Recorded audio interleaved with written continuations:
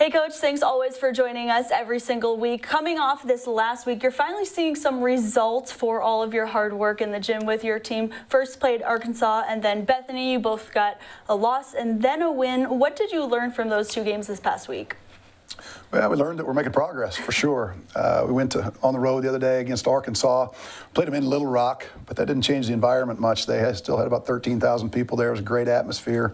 It was a fun game for our kids. Arkansas plays a fun style. We continue to have some dry spells offensively, which is ultimately what cost us that ball game.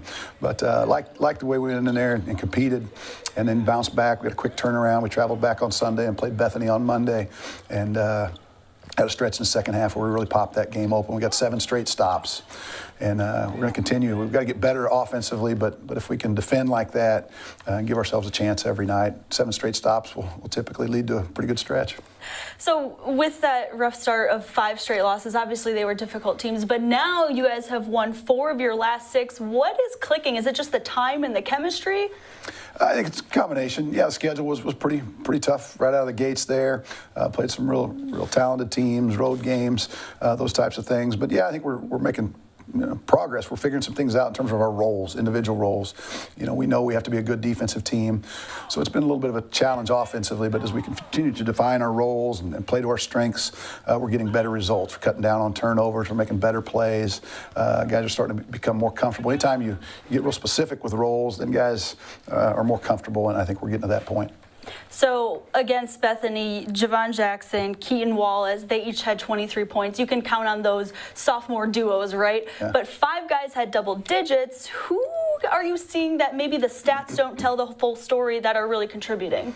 Yeah, Javon and Keaton continue to score at a high level. That's not surprising. They did that last year. They worked real hard in the offseason.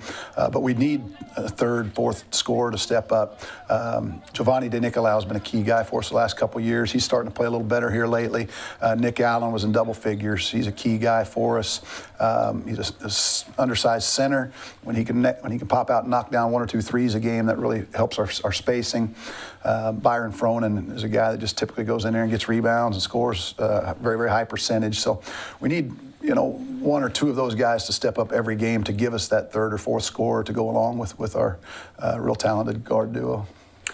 It's a young team, though. Like you said, it's still progress happening right now. Only 2 seniors on the team.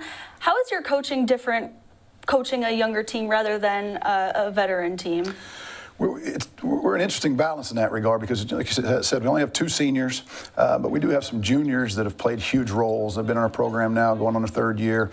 Giovanni has started every game of his career. Byron Fronin started every game of his career as juniors. So we've got pretty good leadership despite not having a lot of seniors. Those 2 seniors do a great job of leading by example, talking.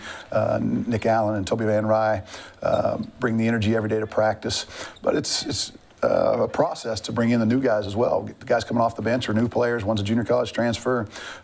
Freshman Adokie is coming in and helping them figure out their roles, buy into the system. The leadership really comes through in those cases. Okay, so up next now, you got 2 more games in this holiday break. Texas A&M, Corpus Christi, and Southeastern Oklahoma State. What are you looking forward to for those matchups? Yeah, we'll have a good practice leading into the Corpus Christi game and again see if we can get that last game right before break is always a little scary. Any games around finals, right at the end of finals, coming out of Christmas break, you're hoping your guys are still locked in. Our guys are ready to go home for Christmas for a few days, and rightfully so, and we're going to enjoy our Christmas break. But we need to find a way to win that game. I think our team has taken a lot of steps here in the last 2 weeks. We're a lot better than we were a month ago. So if we can reinforce that with a couple wins heading into conference play, I think it would really give us that momentum that we want starting conference play. Yeah, and conference play hosting UTEP on January 3rd. Coach, thank you so much always for your time. Hope you have a great holidays, and we'll check back in with you, I think, a couple weeks, huh? Sounds good. Yeah, thank you so much.